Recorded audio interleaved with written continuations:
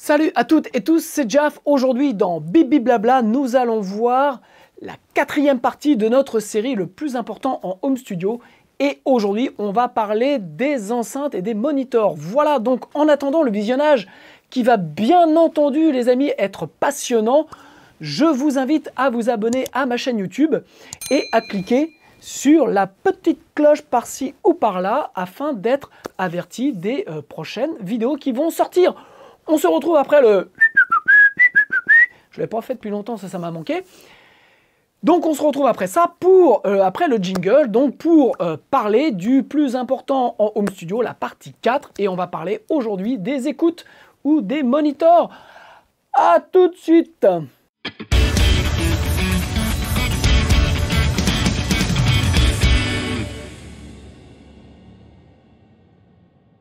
Ok, donc dans cette quatrième partie, on va voir les monitors. Alors, petit juste récapitulatif, la partie 1, on a vu le plus important, c'était votre pièce et l'acoustique que vous aviez fait sur votre pièce. La partie 2, le plus important, je dirais, c'était l'ordinateur. Donc, que vous soyez Mac ou PC, mais c'était d'avoir un ordinateur, je dirais, moderne et récent afin d'avoir les dernières mises à jour et d'avoir quelque chose qui fonctionne vraiment bien. La troisième partie, c'était votre interface audio. Donc, on a vu les différents types d'interfaces audio et un petit peu les interfaces avec ou sans DSP. Et donc, je vous ai parlé dans ce Bibi Blabla d'une formation que j'ai faite qui s'appelle « Enregistrer son groupe avec seulement 4 micros et un laptop » où je vous explique comment, avec une interface standard, utiliser, je dirais comme sur une Apollo d'Universal Audio, des plugins en insert et en entrée, et ceci sans problème de latence. Donc cette formation est aujourd'hui, je vous ai mis un code promo en bas, si vous êtes intéressé, elle est à 82 € au lieu de 97 € et ça n'est valable que cette semaine, voilà.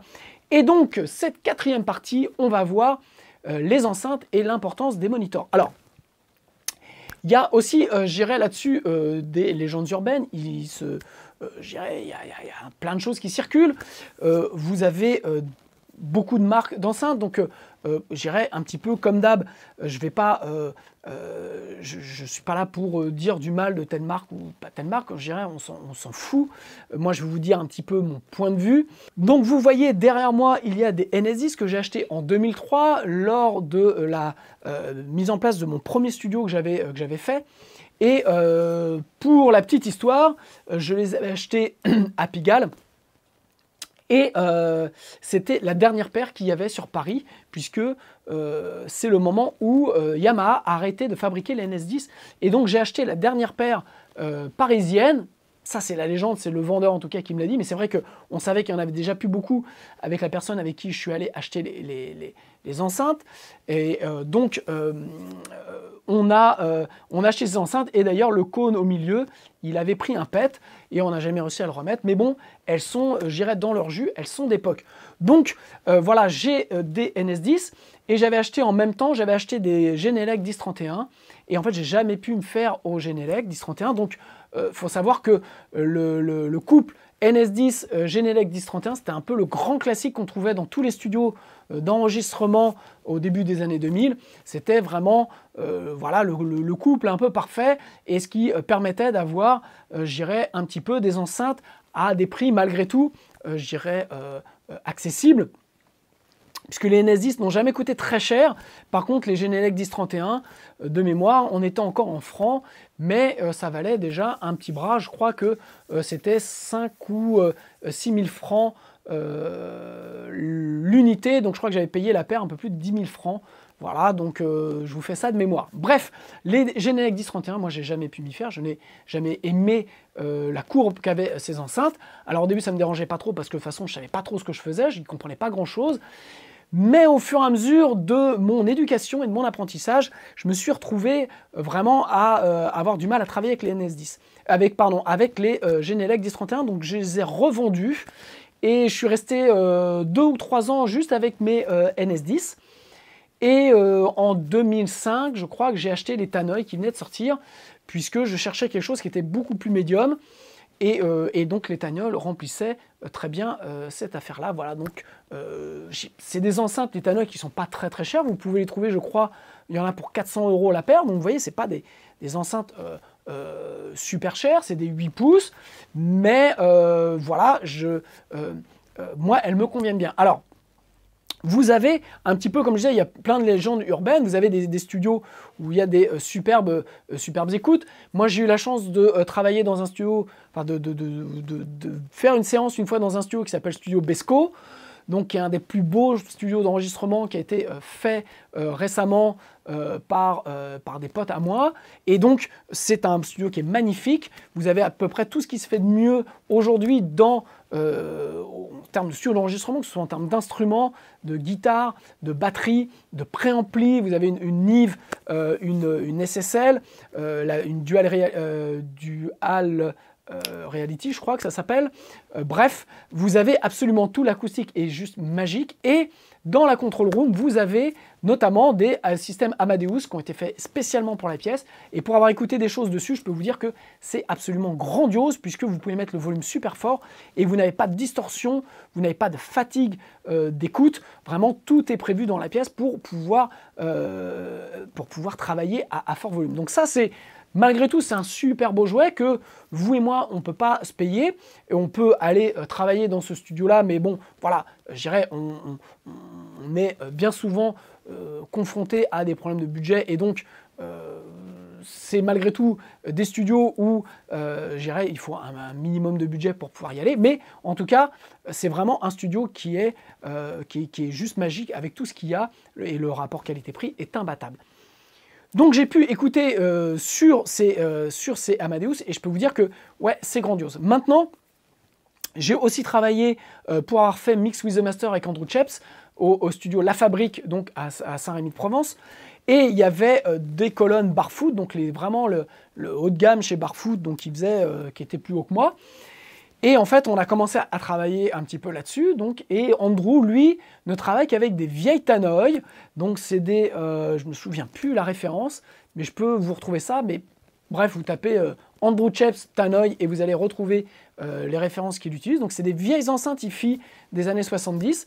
Donc, c'est des enceintes passives qui sont ni plus ni moins un peu une version survitaminée des NS10 avec beaucoup plus de bas.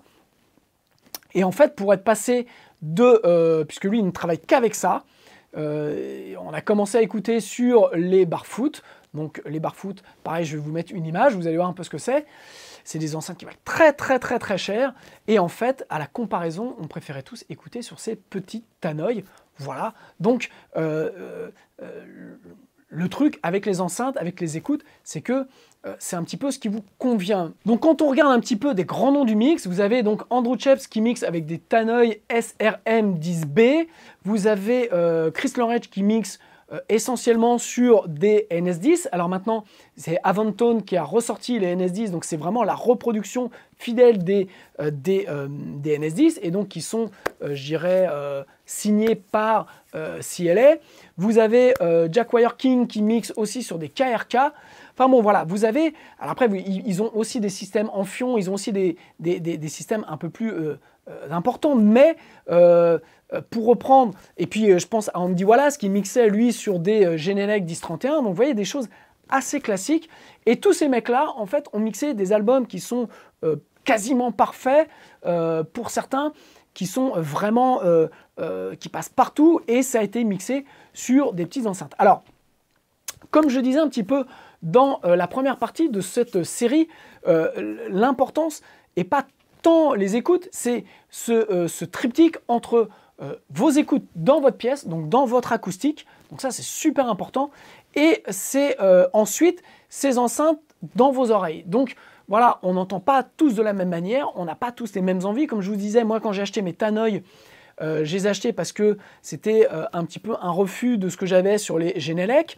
Et puis après, j'avais écouté les nouvelles Presonus, je crois que c'était les Eris qui étaient sortis, mais je trouvais qu'elles avaient cette même courbe qu'ont les Genelec, qui sont peut-être pas mal pour le hip-hop, mais moi qui fais essentiellement du rock, je voulais quelque chose de très médium, donc je voulais en fait des NS10, mais avec vraiment la partie médium qui était vraiment présente. Et donc, voilà, donc c'est un petit peu ce triptyque, comme je disais, entre la pièce, vos envies en termes d'écoute, et puis vos oreilles. Pour info, enfin pendant le confinement, quand j'ai pris mes Tannoy, que je les ai mis dans ma petite pièce, dans mon home studio, voilà, j'ai travaillé sur mon titre, donc qui s'appelle Vortex, je vous en parle depuis un moment. Et en fait, j'ai fait un premier mix, et en revenant là, la semaine dernière, ici au studio, j'ai écouté, et en fait, voilà, j'ai entendu des défauts, alors que ces enceintes, je les connaissais, mais je ne connaissais pas la pièce. Donc ça, c'est très important dans la logique de la série que je suis en train de vous faire par rapport au home studio. C'est vraiment, il y a une imbrication dans tout ça, et notamment entre la pièce et vos écoutes. Donc, je vous dirais, vous n'avez pas besoin d'acheter des Amphion, vous n'avez pas besoin d'acheter des Barefoot, vous n'avez pas besoin forcément d'acheter des enceintes qui valent 2 ou 3 000 euros. Vous avez besoin d'enceintes qui soient assez simples, que vous connaissez et qui vont aussi être dans un environnement qui va être maîtrisé. Les NS10, qui sont quand même les enceintes les plus pourries, enfin c'est leur réputation, qui est vraiment des enceintes qui sont pas flatteuses, sont malgré tout des enceintes de référence. Et moi, pour ne pas avoir travaillé pendant 2 mois sur mes NS10, elles m'ont vraiment manqué. Et c'est quelque chose vraiment que j'étais content de retrouver et qui m'a permis, quand je suis revenu ici au studio, de retravailler assez facilement puisque je connais mes NS10 par cœur et j'ai l'habitude de les écouter. Donc, je dirais, le défaut des NS10, c'est qu'elles n'ont pas de bas.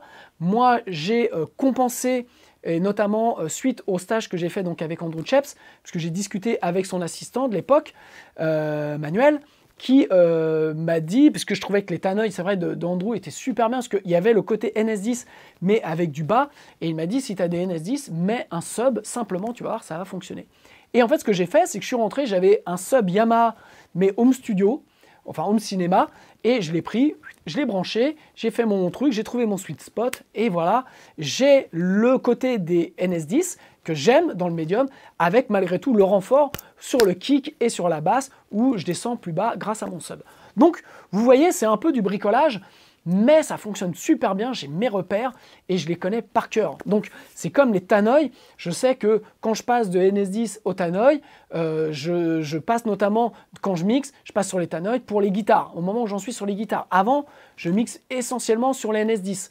Et puis quand je fais mes masters, je commence par les Tannoy et ensuite je reviens sur les NS10. Enfin, vous voyez, j'ai mes repères et ça, c'est quelque chose qui est très important. En fait, des écoutes, ce qu'il faut, comme je vous disais, c'est surtout de bien les connaître et d'avoir passé des milliers d'heures à écouter vos productions préférées et pas, je dirais, les écouter comme quand vous faites de la cuisine ou vous écoutez de la musique chez vous. Non, vous êtes assis, vous voyez, moi, les enceintes sont disposées vraiment d'une certaine manière, avec un angle qui est de mémoire, je ne me souviens plus exactement, mais qui est aux alentours de 25 degrés, je crois, puisque j'avais à l'époque, alors je ne l'ai plus, mais il faut regarder, Genelec avait mis en place une application qui était disponible sur smartphone, qui était gratuite, où vous posiez votre téléphone vraiment le long de l'enceinte, et en fait, donc vous la mettiez droite, et puis vous la faisiez, enfin, fallait juste la faire pivoter, et en fait, vous aviez l'angle, et en fait, vous pouviez régler précisément l'angle pour que l'angle des deux je dirais, des deux enceintes soient nickel. Maintenant, ce que vous pouvez faire, c'est simple. Vous mettez vos enceintes et puis vous mettez un kick ou vous mettez une basse au mono et vous faites en sorte que vous avez vraiment le mono qui est face à vous. Et voilà, donc ça, c'est très important. Et ensuite, vous avez ce qu'on appelle donc le sweet spot, c'est l'endroit où vous êtes, où vous travaillez tout le temps. Et vous avez vos enceintes qui sont positionnées, qui ne bougent pas, et vous ne bougez pas, et vous avez tout le temps la même position d'écoute, ce qui fait que vous connaissez vos écoutes, comment elles réagissent. Alors pourquoi c'est important d'écouter comme ça tout le temps dans la même position? C'est parce que vous éliminez en fait les nuisances, les réverbérations qui vont tromper vos oreilles. Je vous ai déjà dit dans les blabla que les oreilles est un des sens les plus trompeurs. Et donc, dès l'instant où vous écoutez ça, je dirais, dans des positions un petit peu différentes, vous n'avez pas les mêmes repères. Alors moi, il y a un moment quand je bosse, je me lève et je vais regarder si un peu dans ma pièce, je dirais, j'ai une cohérence dans mon image, mais dans le travail que j'ai, je suis toujours à même endroit. Et tous les albums que j'écoute tout le travail que je fais, qui n'est pas sur la musique que je fais pour moi ou pour mes clients, je le fais toujours dans la même position, je le fais toujours en écoutant pareil pour avoir cette image. C'est aussi la raison pour laquelle quand je reçois des pistes de clients, voilà, je monte une session Cubase et j'écoute dans cette position-là. Voilà, donc on a ces repères parce que ma manière d'écouter, j'irais en termes de volume, en termes de dB, en termes de position, en termes de positionnement de mes écoutes, tout est toujours, enfin, je suis reproductible. Donc je vous dirais, c'est un petit peu ça qui est important. Après, vous avez des enceintes qui sont plus confort que d'autres, mais par rapport à vos oreilles. C'est-à-dire que je ne suis pas en train de vous vendre les NSI, je ne suis pas en train de vous vendre les Tannoy, je suis juste en train de vous dire que moi, ça fonctionne. Andy Wallace, qui fonctionne avec des Genelec 1031, sur lesquels j'ai jamais pu bosser, ben lui, il fait de l'excellent boulot. Voilà. Donc, ça montre bien aussi qu'on est tous différents. Mais je dirais le point qui est important dans une écoute, c'est que ça doit vous permettre d'entendre les transitoires des instruments, ça doit vous permettre d'entendre notamment les fréquences quand vous allez équaliser, ça doit vous permettre d'entendre, alors quand je dis vous permettre, c'est que vos oreilles puissent capter, d'entendre bien les attaques et les releases sur les compressions, ça c'est super dur. Par exemple, moi j'utilise, pareil j'en ai souvent parlé, ce casque qui est un KRK KNS 8004, donc c'est un casque qui vaut 150 € environ. Voilà, donc c'est un casque pas très cher. Vous écoutez votre musique dedans, c'est dégueulasse à souhait. Vraiment, c'est un peu comme les NS10, c'est-à-dire que c'est pas agréable du tout à entendre.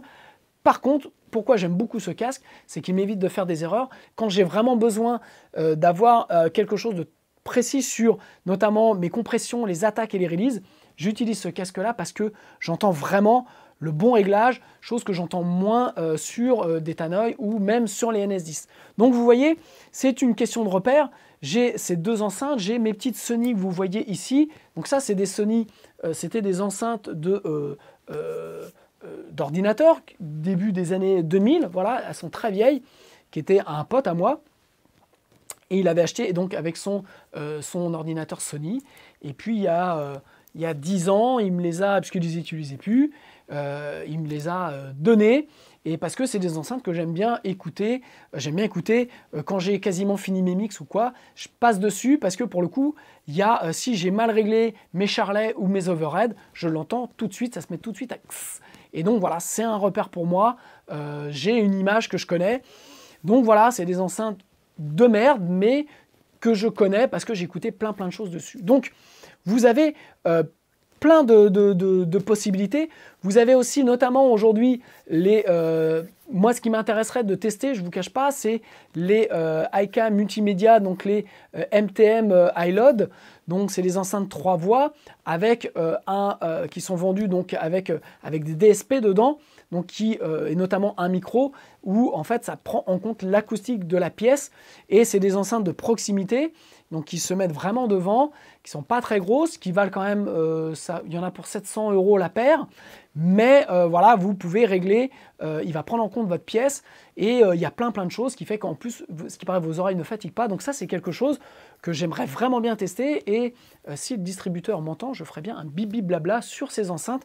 Voilà, le message est passé, et même pour le studio, c'est quelque chose qui m'intéresse. Donc, vous avez aujourd'hui plein de possibilités, mais je vous dirais, le plus important avant tout, c'est de trouver des enceintes simples, je pense, des enceintes où vous n'avez pas type de Loudness, vous voyez, vous n'avez pas une accentuation dans le bas, une accentuation dans l'aigu, un peu type ce qu'étaient les Genelec, ou par exemple les Iris de Presonus.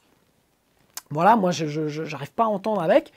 Et puis d'avoir quelque chose d'assez plat comme les Yamaha NS10, où je crois que les nouvelles Yamaha, les 8 et les 5 fonctionnent un petit peu sur le même principe.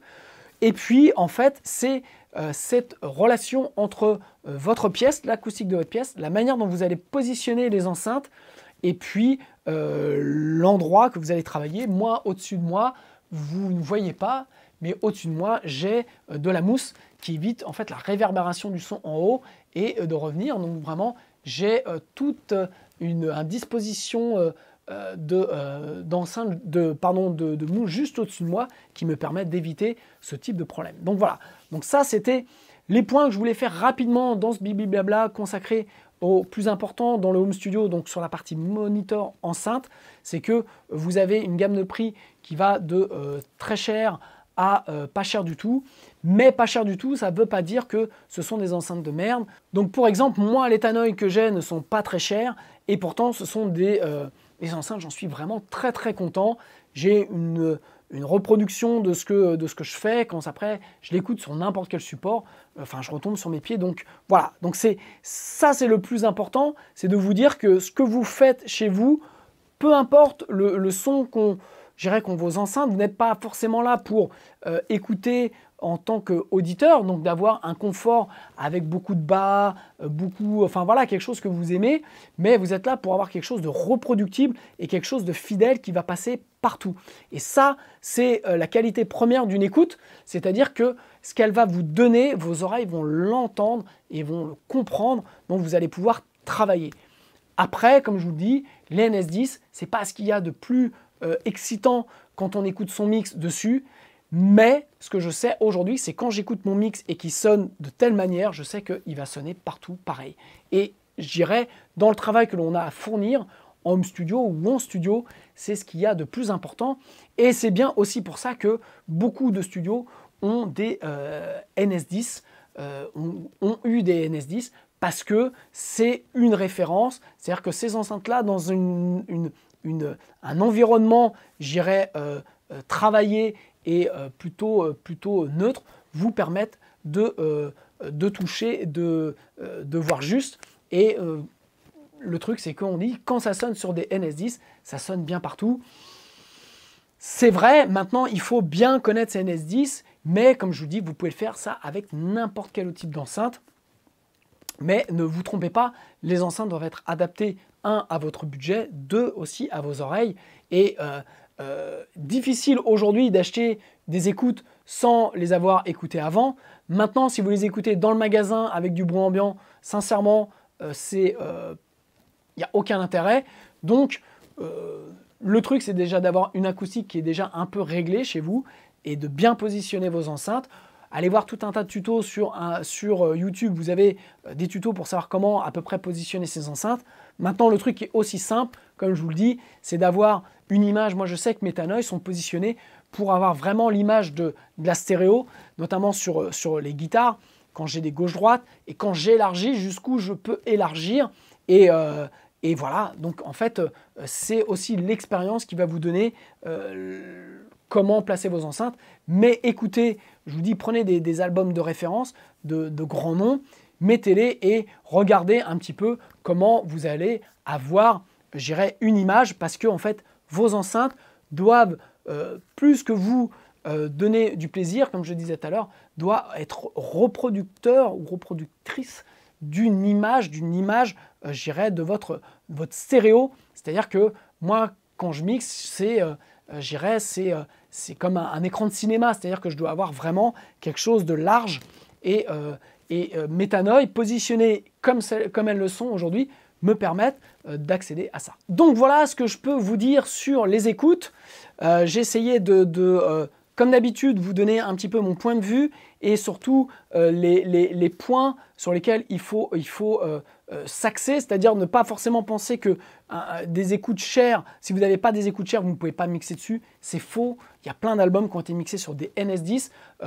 Andrew Scheps, je reprends son exemple, lui il mixe sur des Tannoy, donc voilà des enceintes qui étaient des enceintes, je dirais, de hi-fi. Il mixe aussi sur un casque, un Sony 7506 si je me souviens bien. Donc c'est les casques professionnels standards, mais voilà, moi j'en ai un, voilà, c'est un truc qui n'a rien d'exceptionnel. Et il a mixé, je crois, c'est pour Jay-Z. Je crois qu'il a mixé un titre pour Jay-Z dans l'avion sur son casque. Et aujourd'hui, il travaille aussi avec parce qu'il le connaît très bien. Donc, vous voyez, ne vous mettez pas de frein. Ne pensez pas parce que vous n'avez pas tel type d'écoute, vous n'avez pas ça, que ça ne pourra pas le faire. C'est toujours faux. Il n'y a que vous qui vous mettez des limites dans votre travail. Mais par contre, ça nécessite de bien connaître ces enceintes, de savoir ce qu'on va chercher. Donc, dans la dynamique, dans la réactivité de la dynamique que vont vous donner les enceintes pour comprendre ce que vous êtes en train de faire. Et puis, comme je disais, dans les transitoires et dans l'image dans l'écartement de la stéréo, de ce que ça vous donne. Et voilà, donc vous devez apprendre à les connaître. Et pour ça, il faut écouter beaucoup d'albums qui ont fait leurs preuves pour comprendre comment ces enceintes-là, dans cet environnement-là, avec vos oreilles, fonctionnent. Voilà, bon courage. Et donc, on se retrouve là pour le prochain numéro. On a encore 1 ou 2 numéros sur le Home Studio qui arrivent. Je vous embrasse. Ciao!